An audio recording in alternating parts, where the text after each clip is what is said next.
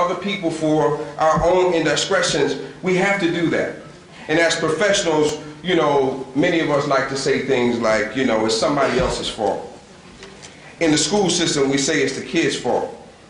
In the churches, they say it's the members' fault. Politicians say it's taxpayers' fault.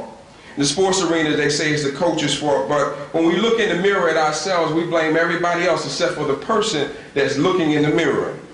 Stop selling out for a check.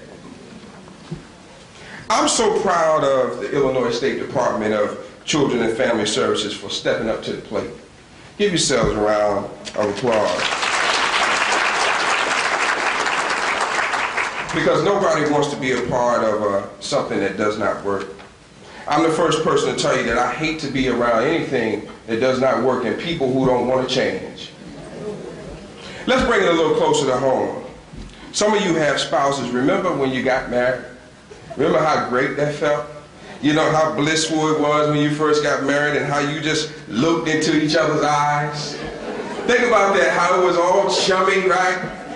5 years later, all you can think about is revamping. But you know, it's still some good oil left there. That's the reason why revamping is necessary. We have to be diligent in serving humanity. We're at a state of emergency within our communities. People say it's the children's fault they're killing each other. Well, I say they're killing each other because they don't have the support they need, because we've sold out for a check.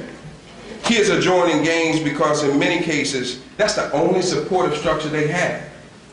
Our families are in crisis, and we know this because we have 30-year-old grandmothers. We have 30-year-old grandmothers. Now, you know, if they're 30-year-old grandmothers, they have never really been mothers. So that means they can't train children because they don't know how. So we got a generation of people that are falling behind, and we sold out for a check. My. Now, this may be a little harsh, but, you know, I love all of you, and I'm going to say this to you.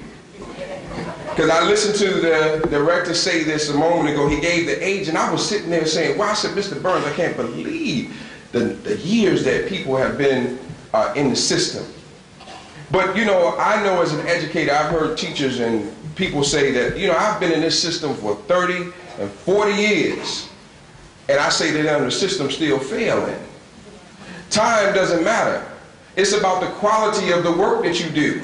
So I'm going to say to those who, I'm going to say to those people who, you know, say you're tired, I'm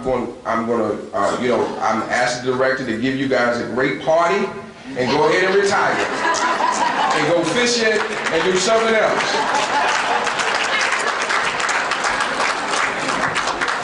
I know y'all can step in Chicago. I never got it. I've been practicing, but I hadn't got it right.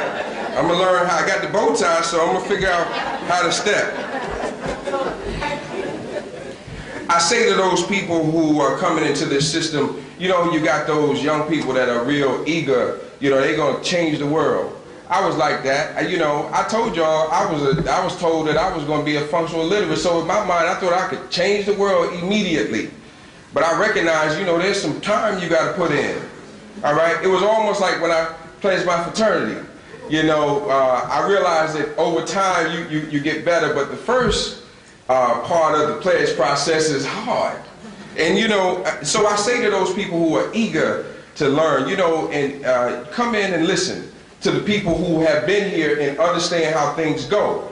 But don't be so defiant that you will not listen. Because, you know, you got those people that they graduated from college, they got an MBA, and they think they know everything. They just got a social work license, and they passed the test, and they think they know everything. So what, because you paid $500 to take the test? You don't know everything. There's some things that we have to do, because our community is in crisis. All right? Our community is in crisis, and we don't have time to play. Our kids can't read. Right? They can't read, and the gangs are taking over. All right? We got to stop doing that, and we have to make sure, and those people who are just kind of like you to kind of go along, get along, find your side of the fence. All right? Find your side of the fence, and don't just play with it. Just be real about it. Find your home and get there. Stay there. Or just leave.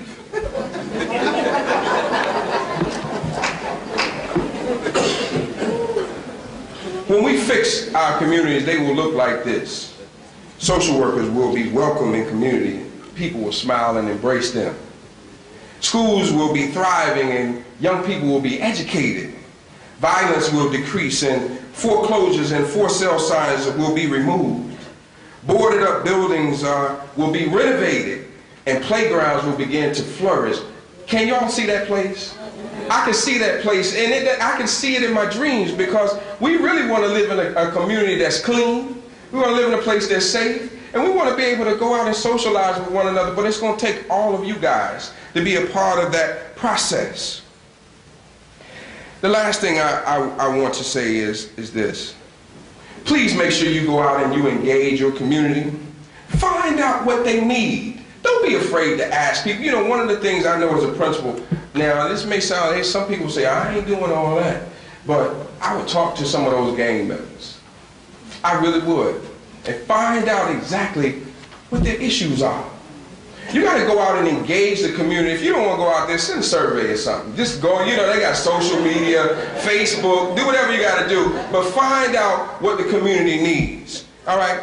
Never be afraid to say something that, say it's not working. Just say it. It's not working, because guess what? You can guess, if you have that thought, then 10 or 20 people have the same thought. Somebody has to step up to the plate and say, this is not working. Let's fix it. If you care about the community that you serve, remember, somebody's life is in your hand. Somebody's life, we have, as a public servant, we have decided that we would want to serve people, and somebody's life is in your hand. And the last but not least, remember, you signed the application to work. Nobody beat you up and brought you in. You signed that application. And since you signed it, make sure you do what you have to do. I leave you all with this.